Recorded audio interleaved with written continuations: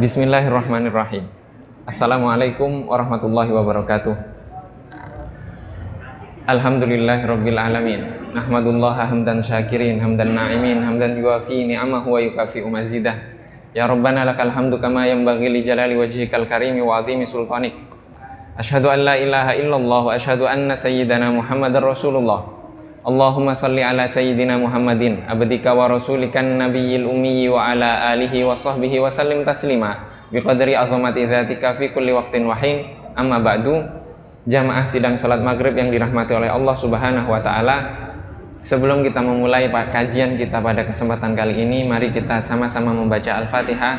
Kita khususkan untuk As-Sayyid Muhammad bin Siddiq Al-Ghumari dan juga As-Sayyid Abdul Aziz bin Muhammad bin Siddiq Al-Ghumari, penulis kitab Al-Wasiyah As-Siddiqiyah dan juga penjelasannya.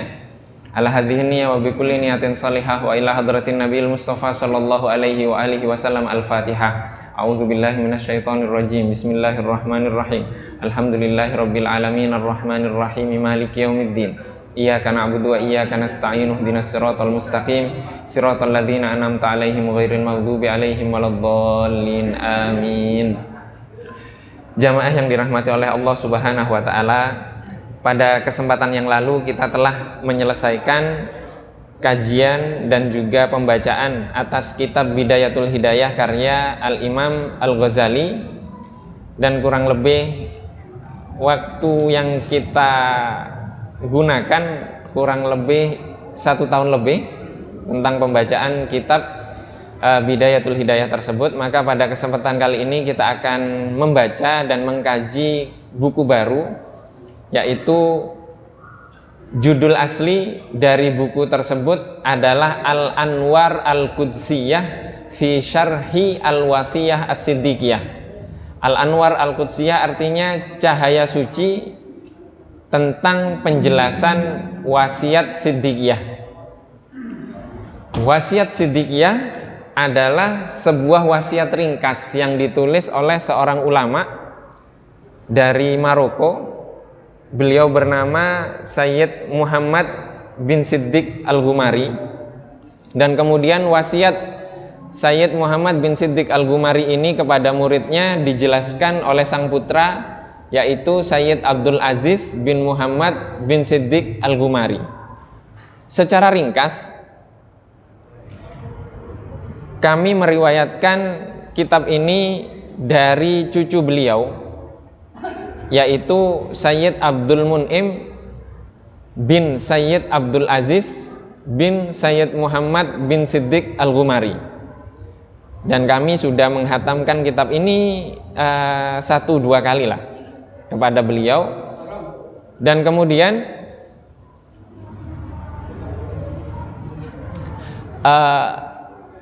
kitab ini kemudian kami terjemahkan, dan sekarang buku terjemahannya sudah kami bagikan. Itu buku tersebut, buku terjemah tersebut adalah inventaris masjid. Jadi mohon nanti ketika, karena pengalaman di kitab Bidayatul Hidayah, setelah kita bagikan, ternyata setelah dibagikan kitabnya habis, orangnya pun nggak kembali. Gitu. Jadi setelah kitabnya dibawa, itu kan kita masih terus mengkaji, kitabnya nggak ada, orangnya pun nggak ada. Jadi orang baru dan kitabnya tidak ada. Terus kita mau membaca apa? Maka diharapkan nanti ketika sudah selesai kajian, mohon dikumpulkan, karena itu inventaris masjid, gitu kan. Nanti diharapkan disetempel saja, gitu kan. Kalau ada yang ingin membawa bukunya, silahkan izin ke ketua masjid dan bagian inventaris. Gitu kan, jika ingin mengambil buku tersebut. Gitu. Kemudian siapa Sayyid Muhammad bin Siddiq Al-Ghumari? Sayyid Muhammad bin Siddiq Al-Ghumari ini beliau lahir pada tahun 1295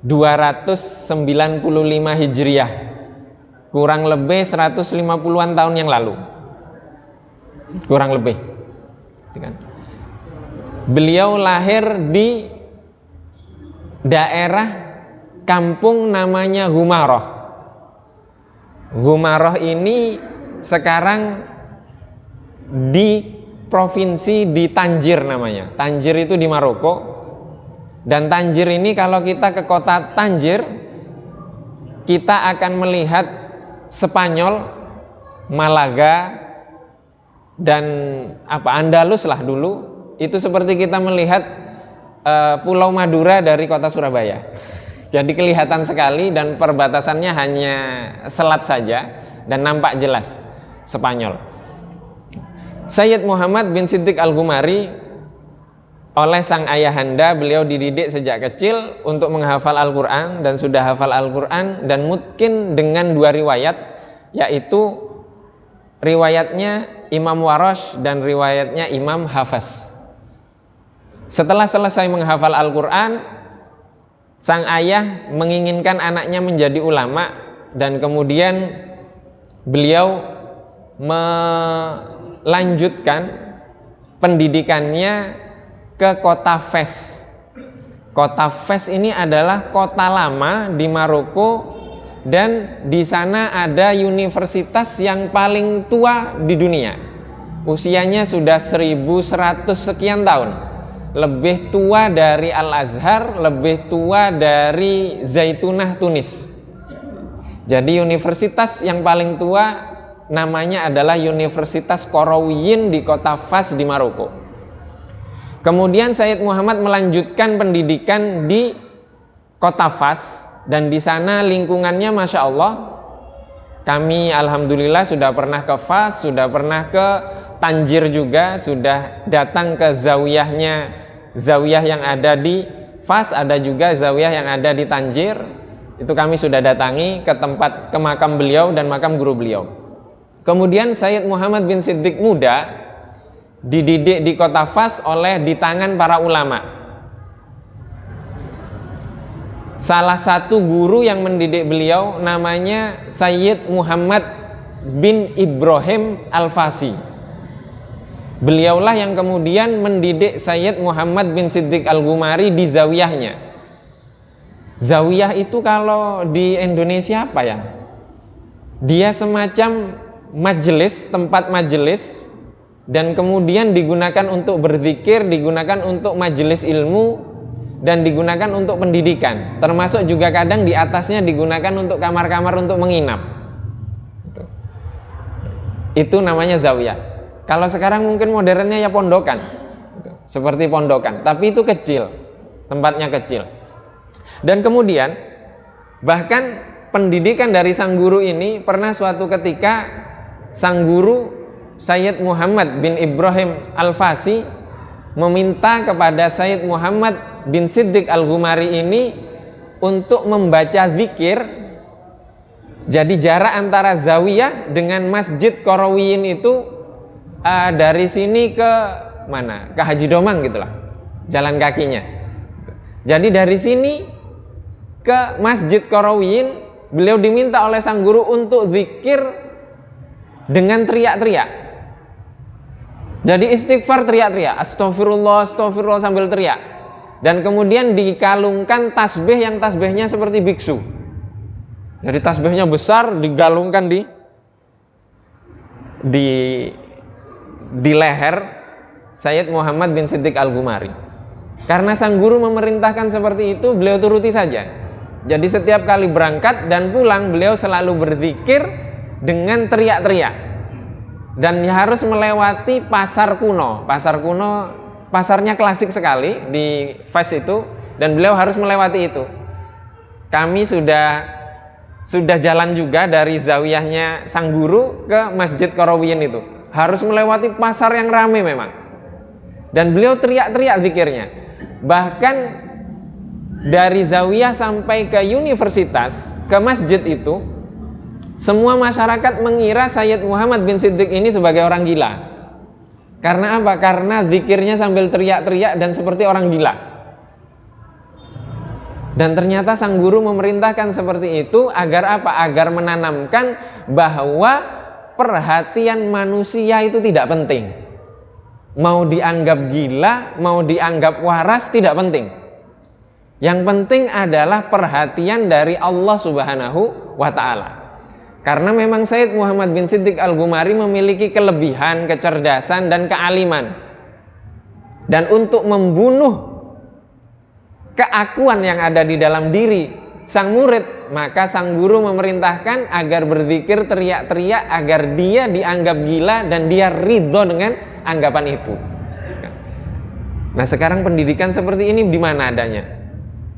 Kan tidak ada. Sekarang semuanya ingin dapat sertifikat, semuanya ingin dapat ijazah, semuanya ingin dapat rekomendasi. Tapi kualitasnya di mana?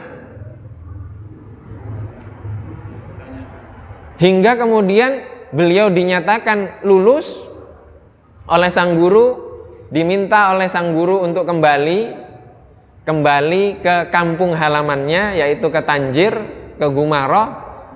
Dan di sana setelah beliau kembali dari Fas, konon di masa itu kota Fas itu sepi dan seluruh muridnya mengikuti Sayyid Muhammad bin Siddiq Al-Ghumari ke kampungnya.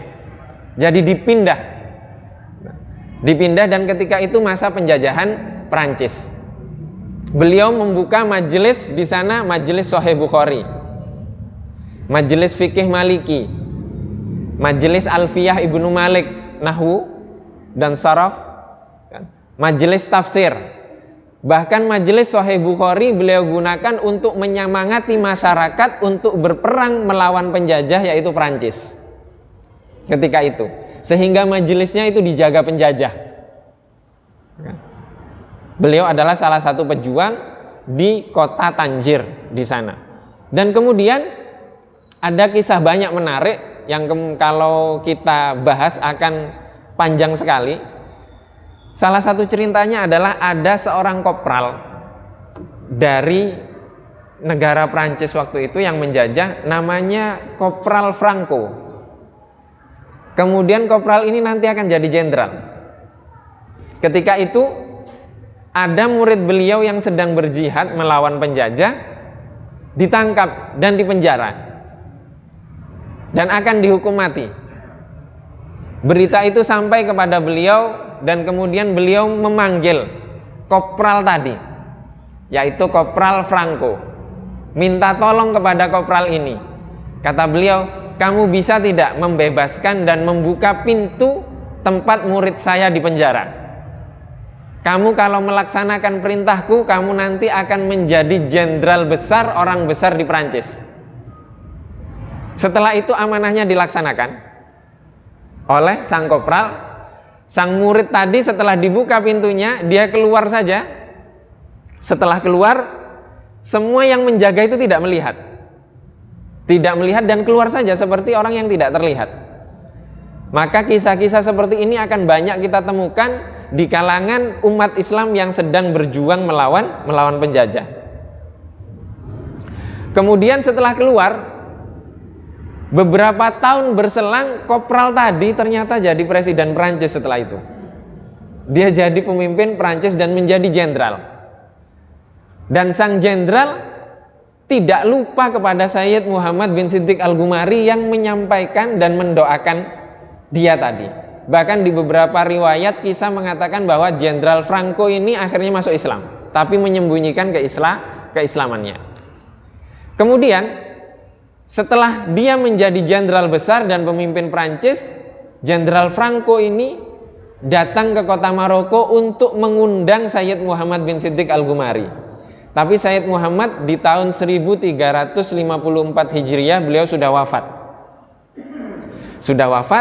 Dan ada sang putra. Sang putra namanya Sayyid Ahmad. Sayyid Ahmad bin Muhammad bin Siddiq Al-Ghumari, beliau adalah akhir dari hafid hadis yang pernah ada. Jadi setelah beliau tidak ada lagi hafid. Hafid hadis, al-hafid kalau sekarang al-hafid Al-Quran ya. Kalau dulu al-hafid itu hadis. Beliau pernah mendiktekan, ada sunnah namanya sunnah imla. Imla kalau bahasa kita dictation. Tapi imla dalam ilmu hadis artinya adalah mendiktekan hadis dari hafalannya, dari sang guru, disebutkan sanadnya, silsilah keilmuannya sampai tersambung kepada Rasulullah dan kemudian Rasulullah bersabda. Jadi disebutkan satu-satu tapi dari hafalan. Seperti Imam Bukhari. Imam Bukhari menulis buku itu dengan hafalan. Imam Ahmad menyampaikan hadis itu dengan hafalan, ditulis oleh muridnya. Kalau sekarang kan enak, Bagaimana tidak enak? Wong sekarang kita mau ngulang pengajian sudah ada di YouTube. Kalau dulu tidak ada, nulis. Dulu nulis MP3 recorder tidak ada. Dulu nulis. Maka kemudian Sahih Bukhari ada beberapa riwayat. Nah, Sayyid Ahmad sang putra ini pernah mendiktekan melakukan sunnah imla yang sekarang sudah tidak ada sunnah imla itu. Imla hadis itu sudah tidak ada. Mendiktekan hadis dari sang guru gitu kan, nggak ada. Terakhir adalah Sayyid Ahmad, dan itu dilakukan di Mesir selama Ramadan. Setelah dibukukan ternyata 500 halaman, kurang lebih tebalnya seperti ini. Dan itu dari hafalan. Ini Sayyid Ahmad. Kemudian Jenderal Fangko tadi tidak menemukan Sayyid Muhammad, menemukan sang putra. Kemudian sang putra ini dilihat mirip sekali dengan Sayyid Muhammad. Akhirnya diundanglah Sayyid Ahmad ini ke Perancis dan diberikan hadiah. Banyak sekali hadiahnya, mobil ketika itu mobil-mobil mewah.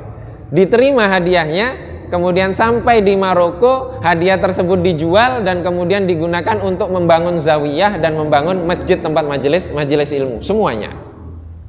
Maka kemudian keluarga ini, kalau kita datang ke kota Tanjir, silahkan tanya keluarga Ibnu Siddiq, maka semuanya akan kenal.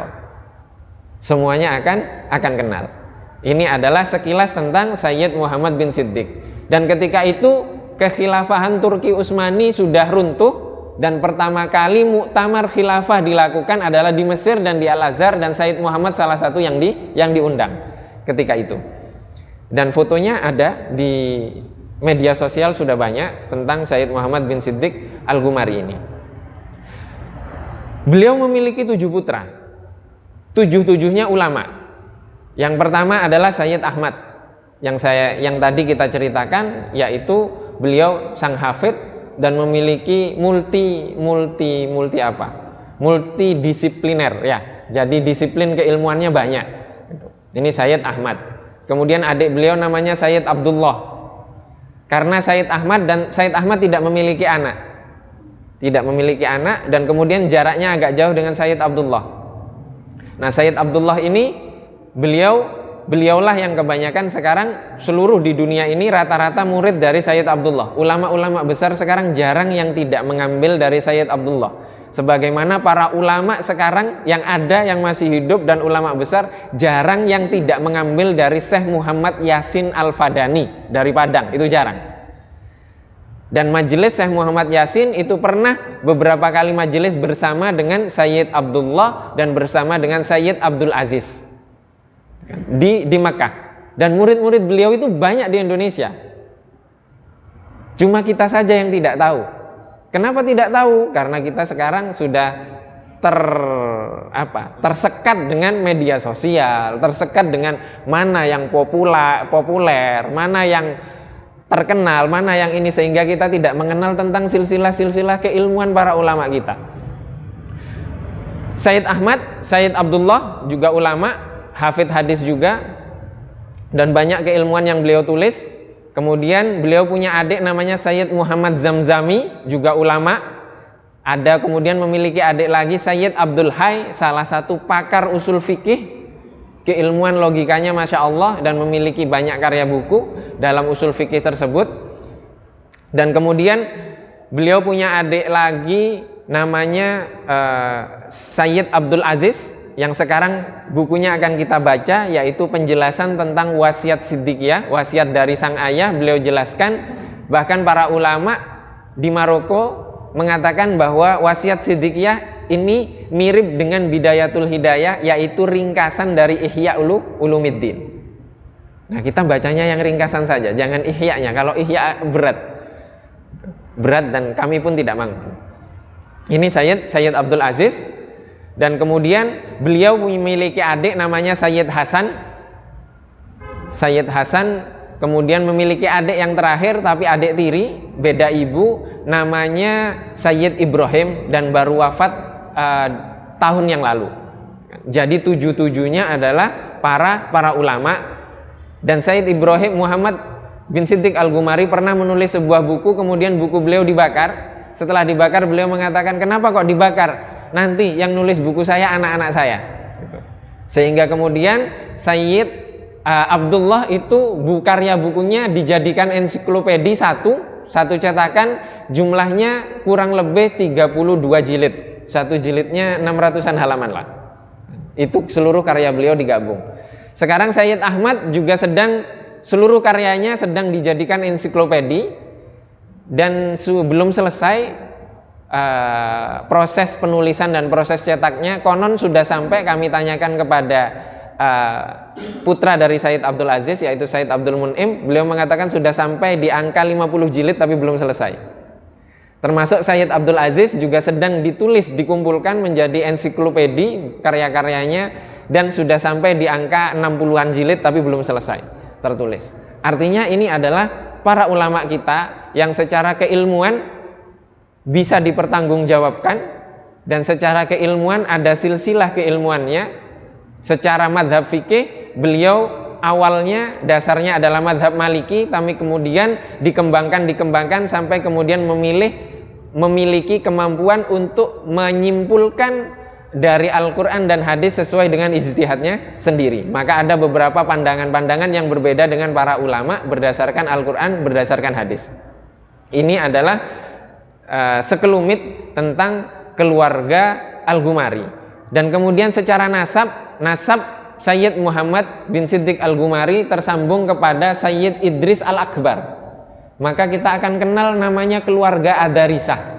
Adarisah itu keluarganya Sayyid Idris Al-Akbar. Sayyid Idris Al-Akbar ini adalah nasab Ahlul Bait, yaitu keturunan Sayyidina Hasan yang dulu ada di Andalusia.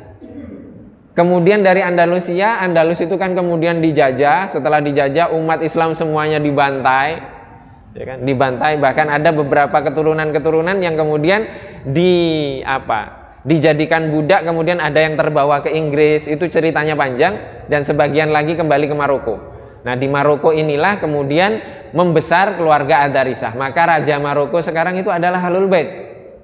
Secara nasab tersambung kepada Sayyid Idris Al-Akbar ini. Sayyid Idris Al-Akbar ini secara nasab cucu dari Sayyid Hasan Al-Musanna namanya. Sayyid Hasan Al-Musanna. Sayyid Hasan Al-Musanna ini adalah putra dari Sayyidina Hasan, putra dari Sayyidina Ali, dan putra dari Sayyidah Fatimah Az-Zahra, artinya cucu dari Rasulullah Shallallahu Alaihi Wasallam. Jadi dari silsilah keilmuan tersambung sampai kepada Rasulullah, dan kemudian dari silsilah nasab pun tersambung kepada Rasulullah Shallallahu Alaihi Wasallam. Jadi mohon isu-isu yang berkembang sekarang di media sosial mendahulukan silsilah keilmuan atau silsilah nasab itu nggak perlu dibahas, tidak perlu dibahas, karena nasab itu ada jalurnya sendiri, keilmuan juga ada jalurnya sendiri. Dan sekarang buku yang akan kita pelajari dua-duanya tersambung. Dua-duanya tersambung, yaitu secara keilmuan tersambung kepada Rasulullah, secara nasab pun tersambung kepada Rasulullah Shallallahu Alaihi Wasallam. Maka kemudian judul aslinya adalah Cahaya Suci yang menjelaskan tentang wasiat dari Sayyid Muhammad bin Siddiq Al-Ghumari. Karena judulnya tidak menjual, maka kemudian dalam terjemahan kami terjemahkan dengan bahasa lentera cahaya sufi. Sufi artinya pelaku tasawuf. Maka sebenarnya pelaku tasawuf itu harus bisa dipertanggungjawabkan secara keilmuan. Maka kalau ada tasawuf yang tidak bisa dipertanggungjawabkan secara keilmuan, jangan ikuti. Maka mereka hanya menggunakan pakaian tasawuf tapi bukan tasawuf. Bukan tasawuf. Maka nanti kita akan mempelajari apa sih sebenarnya yang dijelaskan dalam wasiat ini. Ada tidak yang melenceng dari Al-Quran? Ada tidak yang melenceng dari hadis? Keluarga yang menulis itu hafal Al-Quran, hafal hadis, dan ulama besar. Satu keluarga. Apakah mungkin melenceng? Kan sulit. Sulit untuk melenceng. Sulit untuk melenceng. Bahkan Sayyid Ahmad pernah ke Mesir, Sayyid Abdullah pernah ke Mesir. Baru ke Mesir 1 tahun sudah langsung ujian. Jadi langsung diuji. Setelah diuji, dulu ada ijazah namanya Al-Alimiyah. Al-Alimiyah itu seorang murid diuji kurang lebih 14 disiplin ilmu. Dan yang ujiannya bisa sampai berhari-hari dan berbulan-bulan kadang. Dan yang menguji adalah ulama-ulama besar. Al-Alimiyah di Al-Azhar ketika itu, ketika 14 mata pelajaran disiplin ilmu diujikan, dia hanya lolos 5, maka dia hanya boleh mengajar 5 disiplin ilmu yang dia lulus. Sisanya tidak boleh. Sisanya tidak boleh. Maka ketika ada seseorang yang tidak lulus disiplin ilmu, misalkan dia tidak lulus ilmu fikih, kemudian dia mengajar fikih, maka orang ini tidak berhak untuk mengajar fikih, sehingga kemudian hukumannya adalah dia harus menunggangi keledai, dan di keledai itu diberi tulisan, saya telah mengajar ilmu yang saya tidak mendapatkan lisensi untuk mengajar, dan keliling kota Kairo. Itu hukumannya. Sekarang berapa banyak ilmu agama yang diajarkan oleh orang yang tidak memiliki ilmu agama?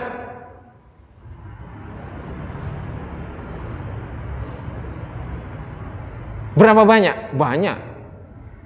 Banyak sekali. Banyak sekali. Maka jangan heran kalau kita cakar-cakaran urusan agama. Sesat menyesatkan urusan agama, bid'ah membid'ahkan urusan agama.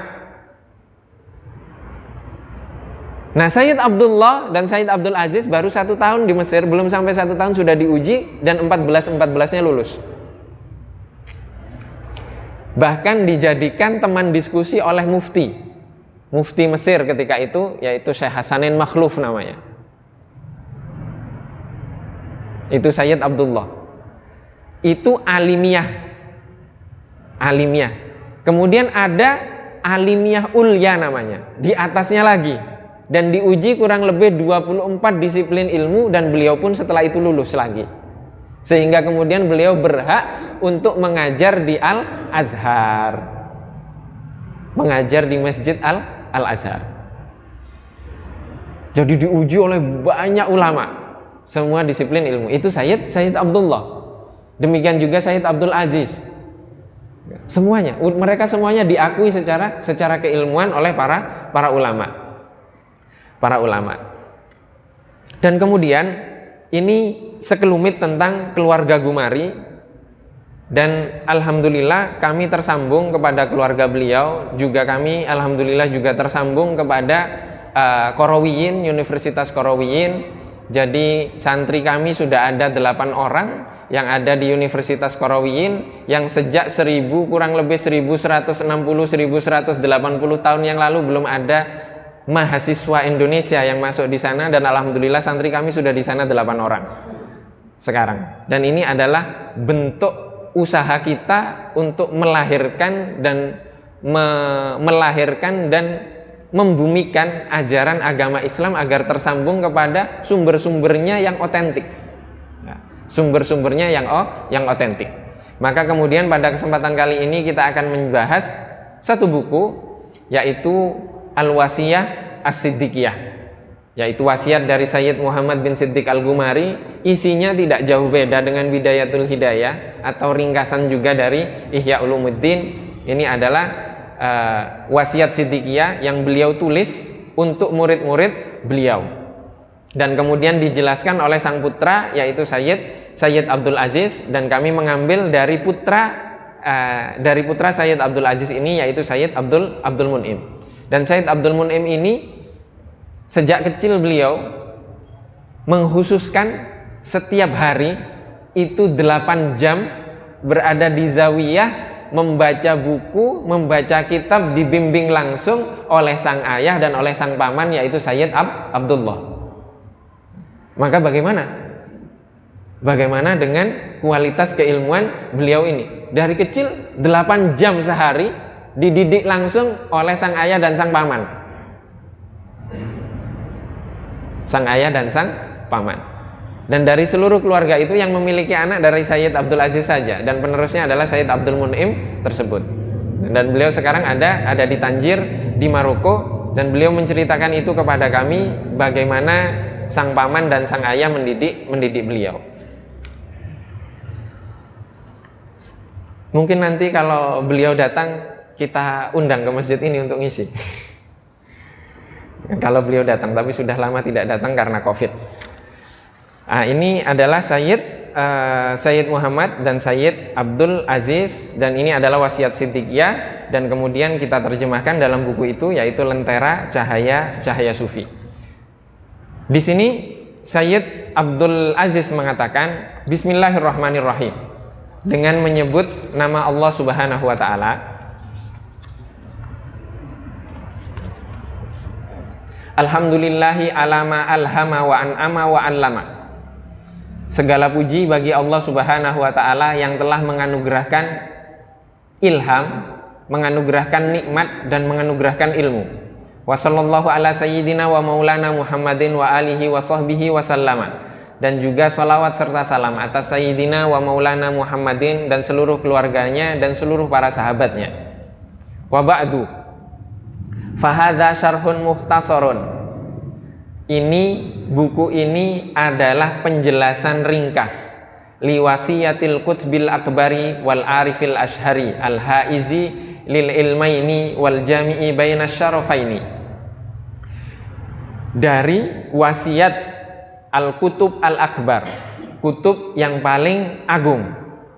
Kutub di sini artinya adalah para wali itu ada tingkatan, ya, ada tingkatan-tingkatannya, sama dengan kepala desa, ya, dari RT dulu, kepala keluarga, setelah kepala keluarga RT, setelah RT RW, setelah RW kepala desa, setelah kepala desa camat, setelah camat, itu. Jadi secara dalam kewalian itu juga ada tingkatannya, dan tingkatan paling tinggi adalah al-kutub. Al-kutub itu adalah pemimpin dari para wali. Al-haiz lil ilmaini. Al-haiz artinya yang mendapatkan kemuliaan atas dua keilmuan. Ilmu apa yang di sini yang dimaksud? Ilmu yang dimaksud adalah ilmu lahir dan ilmu batin. Ilmu lahir maksudnya apa? Ilmu syariat yang kita bahas di dalam kitab Bidayatul Hidayah, yaitu syariat lahir. Sedangkan ilmu yang kedua adalah syariat batin, yaitu mensucikan hati dari selain Allah Subhanahu wa ta'ala. Al-jami'i baina syarafaini, yaitu yang mengumpulkan antara dua kemuliaan. Kemuliaan apa? Ya, kemuliaan di dunia dan kemuliaan di akhirat. Atau juga kemuliaan apa? Kemuliaan ilmu lahir dan juga kemuliaan ilmu batin. Al-Imamu Abi Abdillah Muhammad ibni Siddiq Al-Hasani radhiyallahu ta'ala anhu wa nafa'ana bihi, yaitu Al-Imam Abu Abdillah Muhammad bin Siddiq Al-Hasani. Al-Hasani artinya nisbat kepada Sayyidina Hasan karena nasabnya tersambung kepada Sayyidina Hasan, putra Sayyidina Ali dan Sayyidah Fatimah Zahra radhiyallahu ta'ala anhu wa nafa'ana bihi, dan semoga Allah Subhanahu wa ta'ala menganugerahkan kemanfaatan bagi kita dengannya. Dengannya maksudnya dengan ilmu yang beliau sampaikan. Kata bahali ba'dil ikhwan al-akhidhina anhu wal muntasibina ilaihi. Beliau menuliskan wasiat ini untuk sebagian para ikhwannya yang mengambil ilmu dari beliau dan menisbatkan dirinya kepada beliau. Menisbatkan dirinya kepada beliau maksudnya menisbatkan kepada madrasah tarekat yang beliau asas. Maka tarekatnya kemudian dikenal dengan tarekat Siddiqiyah, Darqawiyah, Syadiliyah. Ya. Siddiqiyah, Darqawiyah, Syadiliyah yang sampai nanti kepada Imam Abul Hasan Asy-Syadzili. Kemudian waqad kataba radhiyallahu taala anhu al-katsira minal wasaya. Beliau sebenarnya telah menuliskan banyak sekali wasiat, warrasail, dan tulisan-tulisan ila sairi ikhwanihi al-akhidina anhu fi sairil mudunil maghribi wa qurahu, yang beliau tuliskan untuk para ikhwannya yang mengambil ilmu dari beliau di banyak kota dari negara Maroko, dari kerajaan Maroko dan desa-desa di sana. Wa kulluha mamlu'atun ilman wa faidatan, dan di dalamnya mengandung banyak ilmu dan banyak faidah, wa irsyadan, dan juga petunjuk, wa nuran wa hudan, dan juga banyak cahaya dan hidayah. Dzakara fiha minal adab allati yajibu ala as-sufiyyi yajibu 'alas sufiyyi at-takhalluqu biha wa tamassuku bi ahdabiha. Beliau menyebutkan di dalam wasiat-wasiat tersebut tentang adab yang harus dimiliki oleh seorang sufi dalam berakhlak dan harus dipegang teguh oleh seorang sufi. Ma la yajiduhul insanu fi ghairiha minal mutawwalat, yang seseorang sulit untuk mendapatkan wasiat-wasiat tersebut dari buku-buku yang menjelaskan panjang lebar terkait hal tersebut. Artinya ini adalah ringkasan. Ma'asalasatil lafzi wa suhulatit tarkib, dengan kelugasan kata dan mudahnya susunan kata. Wa hadhihi risalah allati sanatanawalu syarhaha fi hadhil awraqi hiya asgharu ma waqafna alaihi min rasailihi wa wasayahu. Maka tulisan ringkas ini yang akan kita jelaskan adalah lembaran-lembaran yang paling sedikit yang telah kami temukan dari tulisan-tulisan dan wasiat-wasiat beliau. Wa ma'a ikhtisariha faqad dzakara fiha ma yahtaju ilaihi salikut thariq.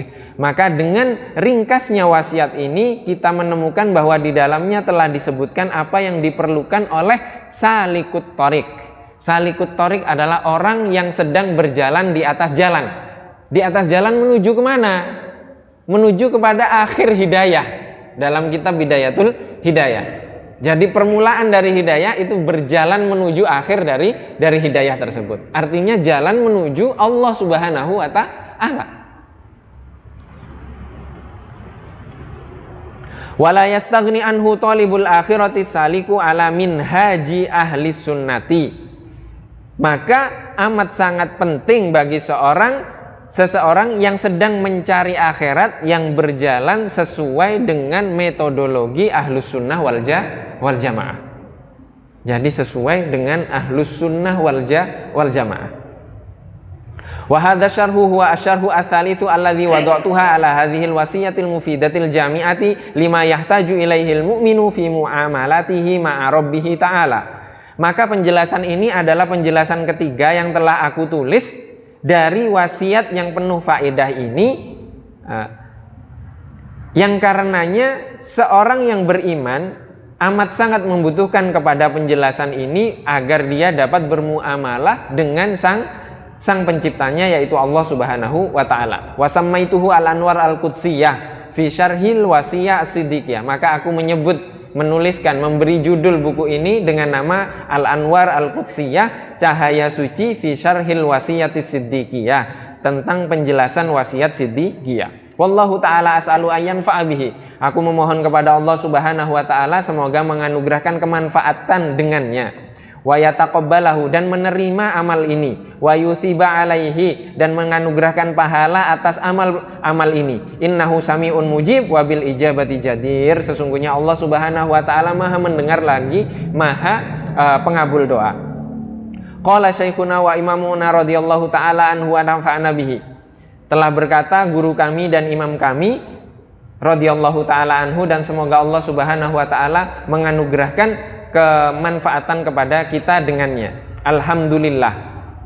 Jadi wasiat yang pertama yang beliau tuliskan adalah alhamdulillah. Segala puji bagi Allah Subhanahu wa ta'ala. Qultu, Sayyid Abdul Aziz mengatakan, ibtada'a bil hamdi li'anna kullu amrin dhibalin yambaghi ayyustaftaha bil hamdi iktidaan bi kitabillahil aziz. Beliau memulai wasiatnya dengan pujian, yaitu alhamdu, karena seluruh perkara yang memiliki nilai penting hendaklah dimulai dan dibuka dengan alhamdulillah. Jadi setiap amal perbuatan yang baik harus dimulai dengan alhamdulillah. Iqtidaan bi kitabillahil aziz. Beliau mengikuti Al-Qur'anul Karim, karena Al-Qur'an dimulai dengan alhamdulillah. Maka terkait hal ini nanti akan dijelaskan bahwa di sini alhamdulillahirabbil alamin. Wamtithalan liqaulihi sallallahu alaihi wasallam, dan beliau juga mengikuti sabda dari Rasulullah sallallahu alaihi wasallam, kullu amrin dzibalin la yubda'u fihi bilhamdillahi aqta.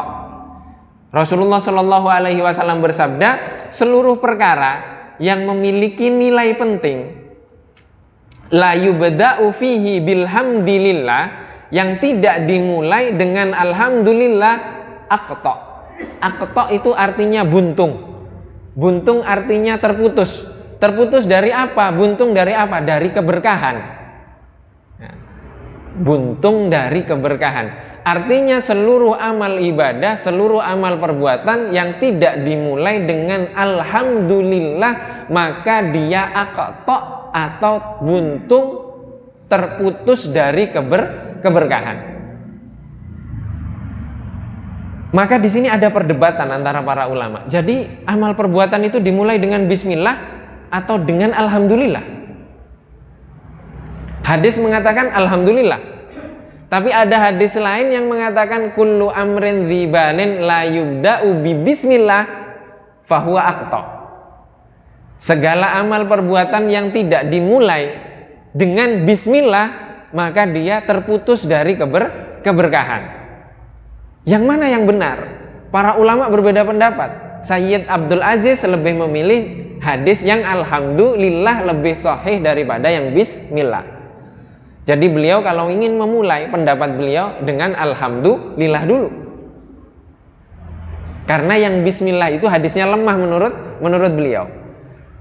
Tapi hal ini banyak perdebatan para ulama. Akhirnya para ulama yang membela bismillah dulu nulis buku. Ini loh dalilnya yang kuat dimulai dengan bismillah. Kemudian dijawab lagi, enggak, yang benar itu dengan alhamdulillah. Dan kemudian ada ulama yang menengahi, dimulai dengan apa? Dimulai dengan bismillah dan alhamdulillah, dua-duanya. Dimulai dengan dua-duanya. Inilah para ulama mencontohkan kepada kita. Urusan di memulai amal perbuatan dengan bismillah atau alhamdulillah saja perdebatan. Kemudian ada yang menengahi. Nah, kita ikut yang mana? Monggo, ikut yang mana saja. Mau dimulai dengan bismillah silahkan, dimulai dengan alhamdulillah silahkan, mau dimulai dengan dua-duanya, bismillahirrahmanirrahim, alhamdulillahirabbil alamin. Maka kita temukan khatib biasanya memulai dengan dua, bismillah, alhamdulillah, bismillah dengan alhamdulillah sekaligus. Artinya dapat dua-duanya. Artinya dapat dua-duanya. Nah, ini perdebatan antara para ulama. Rawahu Ibnu Majah fi sunanihi. Hadis tersebut diriwayatkan oleh Al-Imam Ibnu Majah di dalam kitab sunannya. Wa Abu Awanata fi sahihihi. Dan Imam Abu Awanah dalam kitab sahihnya. Min hadithi Abi Hurairah walahu turukun katsirah. Dari hadis yang diriwayatkan oleh Imam Abu Hurairah, Sayyidina Abu Hurairah radhiyallahu taala anhu, walahu turukun katsirah, dan memiliki jalur yang banyak. Wa hadza huwal lafdzu al-warid. Ini adalah lafaz redaksi hadis yang diriwayatkan. Amma lafdzu, sedangkan redaksi hadis yang mengatakan la yubda'u fihi bi bismillahirrahmanirrahim fala yathbut. Sedangkan hadis yang mengatakan amal perbuatan yang tidak dimulai dengan bismillahirrahmanirrahim itu tidak paten. Tidak paten artinya apa? Tidak paten ketersambungannya sampai kepada Rasulullah. Artinya menurut beliau hadis tersebut lemah. Waqad aktsara dzikrahu al-ulama'u fi kutubihim. Banyak para ulama yang menyebutkan di dalam kitab-kitab mereka terkait hal ini. Wa dzalika sahwun minhum wa ghaflatun. Jadi yang menyebutkan bismillah itu adalah sebuah kelalaian dan ketergelinciran dari para ulama dalam meriwayatkan hadis. Wa atas Syekh radhiyallahu taala anhu bi akmali siyagil hamdi. Dan Sayyid Muhammad bin Siddiq Al-Ghumari dalam wasiat ini menyebutkan dengan redaksi yang sempurna dari alhamdulillah. Maka di sini para ulama berbeda pendapat terkait bagaimana dengan memulai khutbah, memulai ceramah. Yang diutamakan innal hamdalillah nahmaduhu wa nasta'inuhu, atau hamdan lillah, atau mengikuti seperti yang ada di Al-Qur'an. Alhamdulillahirabbil alamin. Maka para ulama mengatakan yang lebih diutamakan adalah mengikuti yang di Al-Qur'an. Maka di sini Sayyid Muhammad menyebutkannya dengan redaksi seperti di Al-Quran, yaitu alhamdulillahi rabbil alamin, sempurna seperti ayat di dalam surat Al-Fatihah. Waqad ikhtalafal ulama'u fi dzalika, dan para ulama berbeda pendapat terkait hal itu. Nah, terkait apa? Memulai dengan alhamdu. Alhamdunya bagaimana? Akmaluha wa afdaluha al-jumlah al-fi'liyah.